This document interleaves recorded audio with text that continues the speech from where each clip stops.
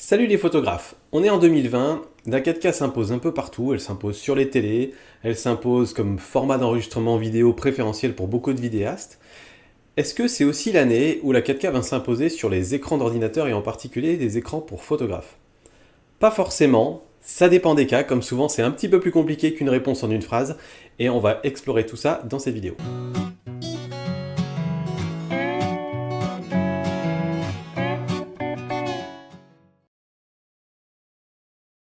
Donc pour faire ça, on va observer dans la pratique, j'ai deux écrans derrière moi, un écran 4K juste là, un écran 2K juste là. Ils sont de la même gamme, du même constructeur, donc ça permettra de comparer vraiment des choses comparables. La seule différence entre les deux, c'est qu'il y en a un 4K et un qui est 2K. Et du coup, j'en profite pour remercier BenQ, qui non seulement m'avait fourni ce joli moniteur 4K il y a déjà à peu près un an, je vous avais fait une vidéo sur cette chaîne, et donc ils m'ont proposé de me fournir un autre écran, 2K cette fois-ci, qui est vraiment le même, et en me disant est-ce que tu pourrais faire un test. J'aurais proposé plutôt que de faire un test, de faire une vidéo comparative entre 4K et 2K parce que je pense que ce serait plus intéressant pour vous. Et donc du coup c'est le but de cette vidéo. On a donc le SW271 et le SW270C, même écran, super qualitatif de chez BenQ en 4K et en 2K. Donc déjà merci BenQ. J'ai un super setup grâce à vous. Pour commencer, parlons un petit peu des résolutions des écrans. De quoi on parle quand on parle de 4K, de 2K, de Full HD? C'est quoi la différence entre tout ça? Alors la 4K au sens strict du terme, c'est quand on a 4096 pixels de large sur 2160 pixels de haut. La plupart des écrans qu'on appelle 4K comme celui-là sont pas exactement 4K parce qu'en fait ils ont un tout petit peu moins de pixels dans la largeur. Celui-ci est donc 3840 par 2160. Donc c'est ce qu'on appelle Ultra HD, mais en même temps comme il y a la HD qui était des 720p, puis ensuite il y avait Full HD, puis ensuite il y a des WQHD, puis il y a des Ultra HD, ça fait tellement de HD que habituellement on appelle ces écrans 4K parce qu'ils sont très proches de la vraie résolution 4K. Mais du coup l'autre il est Full HD? Ben non, il n'est pas Full HD. Full HD c'est 1920 par 1080 pixels, et celui-là c'est un petit peu un entre-deux. C'est ce qu'on appelle un écran Quad HD ou QHD, il fait 2560 par 1440 pixels. Ce qui veut dire qu'en termes de résolution ou définition, je ne sais jamais lequel des deux il faut employer, on a sur celui-là 8,3 mégapixels et sur l'autre 3,7 mégapixels. Maintenant qu'on a vu la résolution, parlons un petit peu de leur taille, parce que en réalité, avoir un écran 4K sur un smartphone, ça n'a absolument aucun intérêt, aucun sens, parce que jamais vous n'allez être à un stade suffisamment près pour pouvoir apercevoir un pixel. Donc c'est beaucoup trop de pixels pour un petit écran de smartphone. La règle de base qui vaut en usage bureautique traditionnel, c'est-à-dire celui où vous allez vous tenir à une distance normale de l'écran, on va dire entre 60 cm et 1 mètre selon la distance à laquelle vous vous tenez à peu près, c'est que, en gros, pour un écran 27 pouces, vous allez chercher à avoir justement du 2K. Le 2K, c'est parfait pour un écran 27 pouces. Vous n'allez pas voir de pixels, vous n'allez pas voir les différences entre les pixels quand vous vous tenez à une distance normale. Ici, quand je me tiens devant mes deux écrans, j'ai le 2K, j'ai le 4K, je suis à une distance normale de travail, et bien franchement, je vois zéro différence. Donc tout ce que vous allez voir sur internet, les tests sur les blogs et beaucoup de vidéos YouTube aussi, etc., vont tenir compte de cette distance de visionnage. Là où c'est différent, c'est que nous autres photographes, on n'est pas toujours exactement à cette distance. Quand on travaille sur nos photos, on a souvent tendance à se rapprocher, et c'est là que ça va faire une grosse différence entre les deux. Mais dans l'ensemble, gardez ça en tête. Si vous n'étiez pas photographe, un écran 4K, c'est bien si vous allez dans les 32 pouces ou au-delà, si vous avez des grands écrans comme ça. En dehors de ça, un écran 2K, c'est largement suffisant. En plus de ça, il y a quelques inconvénients à avoir des écrans 4K aujourd'hui. Alors déjà, si vous utilisez la résolution 4K native de votre écran, vous allez avoir des menus et des icônes tout petits, ridicules, surtout sur un écran de 27 pouces comme ça. Parce qu'il va vouloir tout réduire pour vous rentrer vos 4 millions de pixels dans votre image. Heureusement, il y a des solutions qui nous permettent d'augmenter la taille des éléments sur une image, tout en gardant la résolution 4K. Donc ça, Windows maintenant est très bon pour ça. Je pense que chez Mac, il doit y avoir à peu près le même système. Mais dans l'ensemble, dites-vous bien que comme la 4K, ça fait que quelques années que c'est vraiment là, il y a encore quelques logiciels, ou des vieux logiciels en particulier, qui savent pas trop faire cette mise à l'échelle, et parfois la mise à l'échelle est pas très bonne, et ça lisse un petit peu les éléments. Dans Lightroom, Photoshop, etc., on n'a jamais ce type de produit, c'est des logiciels qui font une très bonne mise à l'échelle, donc pas de souci de ce côté-là. Autre inconvénient de la 4K, c'est très gourmand en puissance de calcul pour votre carte vidéo. Vous avez intérêt dans ce cas-là à avoir une bonne carte graphique dans votre ordinateur pour pouvoir faire tourner votre écran 4K. Après, dans la mesure où les écrans 4K coûtent encore relativement cher, on suppose généralement que vous avez une bonne configuration PC à côté, donc ça va un petit peu ensemble. Mais dites-vous bien que si vous changez d'écran, peut-être que parfois il faut aussi changer la carte graphique. Ça fait une dépense en plus. Mais du coup, vous allez me dire quel est l'intérêt d'avoir un écran 4K?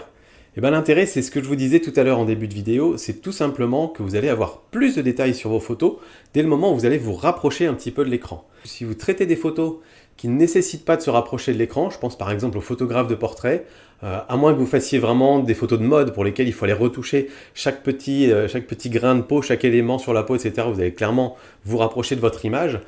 Mais pour les photographes de portrait, ou bien ceux qui font peut-être de la photo de rue, vous n'avez absolument pas besoin de rentrer dans la photo, de rentrer dans les petits détails de la photo. Dans ce cas-là, l'écran 4K a zéro intérêt pour vous. Si par contre, comme nous autres photographes de paysage, vous aimez aller voir les détails, aller voir les endroits où il y a justement plus d'informations, plus de détails, vous rapprocher, vous plonger dans l'image, ce que je fais tout le temps avec ces écrans-là, alors là, oui, la 4K, c'est juste fabuleux. Parce que vous allez avoir un paquet de détails en plus, et je compte plus le nombre de photos pour lesquelles je suis vraiment tombé sur le cul en voyant ma photo sur l'écran d'ordinateur, et où ensuite, en partageant sur les réseaux sociaux, je regardais sur Facebook, Instagram, etc., je me disais « Oh, finalement, elle n'est pas si bien que ça ». Et c'est vraiment cette impression de netteté, c'est cette différence d'impression de netteté entre ce que j'ai vu sur mon écran et ce qu'on voit une fois qu'il y a la compression Facebook et compagnie qui arrive dessus et qui du coup va lisser un petit peu cette impression de netteté. Et j'ai jamais eu ce sentiment-là sur des écrans 2K ou des écrans Full HD comme j'avais avant, où finalement j'avais l'impression que le rendu web était relativement similaire en termes de netteté par rapport à ce que j'avais dans mon Lightroom. Donc ça crée cette espèce de différence qui peut être un petit peu piégeuse quand même. En revanche, pour moi, le vrai intérêt, c'est qu'on se rapproche du rendu du print. C'est-à-dire que quand vous allez tirer une photo, vous allez la tirer généralement relativement grand, avec l'intérêt de pouvoir plonger un petit peu dedans. Si on fait un tirage, j'en sais rien moi, de 60 cm par 80 cm, le but n'est pas de rester à distance de visionnage comme ça. Le but, en particulier sur les photos de paysage, c'est de pouvoir se rapprocher et d'explorer les éléments, regarder un petit peu ce qui se passe dedans. Et on va se rapprocher de la photo, et ça c'est l'intérêt du print, c'est qu'on a toute une foule de petits détails à l'intérieur. Et pour moi, on retrouve cet effet-là avec des écrans 4K, là où sur un écran 2K, dès qu'on veut se rapprocher de la photo, on voit les pixels, on voit que les éléments n'ont pas l'air très très nets, on perd quelque chose finalement sur la photo. Du coup, ma conclusion, elle est relativement simple, elle est juste en deux parties, deux paramètres. C'est rare, hein, d'habitude il y en a beaucoup plus sur ma chaîne. Mais je ne vais pas vous dire aujourd'hui, si vous êtes photographe, il vous faut un écran 4K, je ne vais pas vous dire si vous êtes photographe, il vous faut un écran 2K. Je vais vous dire plutôt, si quand vous retouchez vos photos ou quand vous visionnez vos photos, vous avez l'habitude de vouloir vous plonger dedans, de vouloir regardez de plus près justement, regardez une partie de la photo, naviguer à l'intérieur. Alors oui, là un écran 4K a un gros bénéfice parce que ça vous permet vraiment de voir une foule de détails que vous n'auriez pas sur un écran 2K. En revanche, si vous retouchez toujours vos photos à distance de visionnage normale, aucun intérêt d'avoir un écran 4K, je vous dis sur ces deux-là, à distance normale, je ne vois pas de différence. Donc ça c'est le premier critère. Et le deuxième critère, eh ben, ça va être globalement, si la plupart de vos photos vous les destinez à Internet, si vous êtes quelqu'un qui publie énormément de photos sur Internet, ou que vous voulez juste les montrer à votre famille, à vos amis, les envoyer par Internet, etc., vous avez peut-être plutôt intérêt, pour rester fidèle, à garder un écran 2K qui du coup ne va pas vous montrer toute la netteté de votre photo. C'est bête à dire, c'est un peu paradoxal. Et dans ce cas-là, effectivement, vous faites aussi partie de ces gens qui n'ont pas du tout intérêt à avoir des capteurs de 40 mégapixels, etc. Si c'est vraiment pour le web, pour un site web, pour envoyer à des gens, etc., un écran 2K c'est bien, et du coup vous allez avoir le même rendu dans votre Lightroom que vous allez avoir sur vos écrans et sur les écrans des autres. Par contre, si votre objectif c'est d'imprimer vos photos, et vous pourriez vous dire que je fais plutôt partie de la première catégorie, parce que je partage beaucoup de photos pour le web, mais en même temps, mes meilleures photos et celles pour lesquelles je veux passer du temps, je veux les travailler, je veux en profiter, etc., mon but est bien de les imprimer derrière.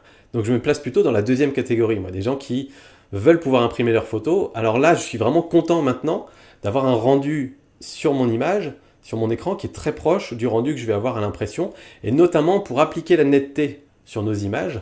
Et quelque part, là j'ai de la chance, mais vous êtes peu à avoir cette chance-là, d'avoir les deux. Ça me permet de pouvoir retoucher ma netteté pour les réseaux sociaux sur l'écran 2K, et retoucher ma netteté pour l'impression sur mon écran 4K. Et ça c'est quand même un luxe. Voilà, je suis bien conscient que beaucoup d'entre vous n'ont pas. Donc voilà, vous imprimez beaucoup de photos et en particulier en grand un écran 4K. Vos photos sont essentiellement destinées pour le web ou pour des livres photos. Un écran 2K, c'est largement suffisant. Le petit instant BenQ, je vais quand même vous présenter très rapidement ces deux écrans au cas où ça vous intéresserait. Alors déjà, ces deux écrans qui sont juste magnifiques. Celui-là, ça fait quasiment un an que je l'ai et je suis toujours aussi content, aussi dingue de cet écran. Et l'autre, il est venu apporter exactement les mêmes caractéristiques juste en 2K. Donc c'est vraiment très très chouette. C'est des très bons écrans et il n'y a pas besoin de reparler de ça. Ils proposent tous les deux 100% du spectre sRGB et 99% du spectre Adobe RGB. Donc c'est vraiment les spectres de couleurs, ils vont afficher quasiment l'intégralité des couleurs. Donc à part si vous êtes extrêmement pointilleux, je vois pas ce que vous pourriez reprocher à ces écrans-là de ce côté-là. C'est des écrans qui sont très fidèles, à condition de les calibrer bien sûr, même s'ils viennent déjà précalibrés. Ils viennent avec des pieds très solides qui permettent de les monter, qui permettent de les tourner. Je vous ai déjà montré ça dans la vidéo sur l'écran 4K que j'avais tourné il y a quelques temps. On a aussi une casquette qu'on peut venir mettre autour. Moi j'ai essayé de les monter sur des pieds amovibles, comme ça je peux bouger un petit peu mes écrans comme j'en ai envie. Et ils viennent aussi avec une petite molette qui permet de gérer différents réglages, qui permet de passer justement de sRGB à Adobe RGB, à noir et blanc, faire tous les petits réglages, etc. C'est assez pratique. Petite différence supplémentaire, vu que le SW270C est plus récent que le SW271, il a quelques petits trucs en plus et un truc en moins. En moins, c'est si vous voulez le mettre en position verticale, vous n'avez pas le petit bout de casquette qui permet de faire la casquette entièrement verticale. Ça, il faut l'acheter à part. Bon, après, mettre l'écran en vertical, c'est quand même relativement rare. Après, ce qu'il a en mieux, c'est qu'ils ont amélioré justement la petite molette avec une petite roue qui permet de tourner pour sélectionner les différents menus. C'est un petit peu plus rapide. Voilà, petit gadget en plus. La dalle, l'uniformité de la dalle a été encore améliorée. Alors, j'avais vu effectivement des personnes qui disaient que la dalle de celui-là n'était pas parfaite. Perso, j'ai jamais constaté quoi que ce soit en termes de problème d'uniformité de dalle. En tout cas, ça m'a jamais gêné pour retoucher mes photos. Je pense que c'est vrai surtout sur des personnes qui vont faire des mesures et qui vont regarder très précisément est-ce qu'il y a un petit écart ou pas. Moi, j'ai jamais constaté d'écart, donc ça me posait pas de problème.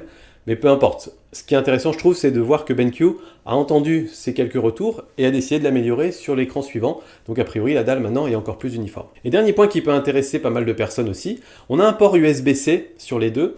Mais sur celui-là, c'est un USB-C 10 watts, ce qui veut dire que ça vous permet simplement d'envoyer le signal de votre ordinateur jusqu'à votre écran, mais votre écran ne peut pas envoyer de l'électricité ou du courant, on va dire, à votre ordinateur. Sur celui-là, c'est tout à fait possible. L'avantage que ça a, c'est qu'en fait, vous posez votre écran, vous le branchez sur le secteur, et vous pouvez venir brancher la prise USB-C dessus, qui vient se raccorder à l'USB-C de votre ordinateur. Et votre ordinateur, du coup, notamment un ordinateur portable, va être alimenté via l'écran, et donc du coup, pas besoin de câbles supplémentaires pour aller brancher l'ordinateur portable. C'est plutôt assez intéressant, je trouve, surtout quand on bouge beaucoup, et qu'on a un bureau sur lequel on met notre ordinateur portable, et quand on vient dans le studio pour retoucher les photos, on a juste à prendre l'ordinateur et pas le câble avec. Donc ça, c'est plutôt bien aussi. Alors j'aimerais vous demander maintenant, qu'est-ce que vous avez comme type d'écran chez vous? Est-ce que pour vous, la résolution d'écran vous semble un critère important ou pas, plus important que la fidélité des couleurs, plus important que l'uniformité de la dalle, ou moins? Je pense que ça peut être assez intéressant de voir justement quelles sont les priorités des uns et des autres, et mettez du coup à côté quel style de photographie vous faites le plus. Alors en toute transparence avec vous, si BenQ m'avait pas envoyé ces deux écrans, je suis pas certain que j'aurais changé d'écran tout de suite aujourd'hui.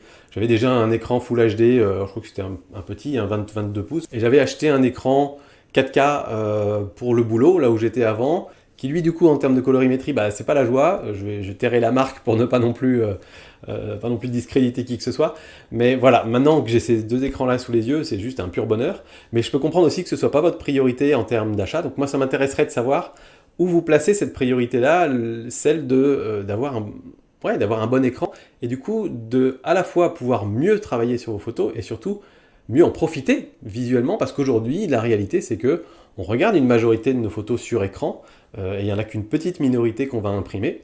Donc voilà, ça m'intéresse de savoir un petit peu où vous placez un petit peu dans votre liste d'achat, dans votre wishlist, un écran spécial dédié pour la photo. Je vous remets juste ici la vidéo du test de l'écran 4K, si jamais ça vous intéresse et si vous l'aviez raté au moment où c'était sorti. Et je vous dis à bientôt, salut!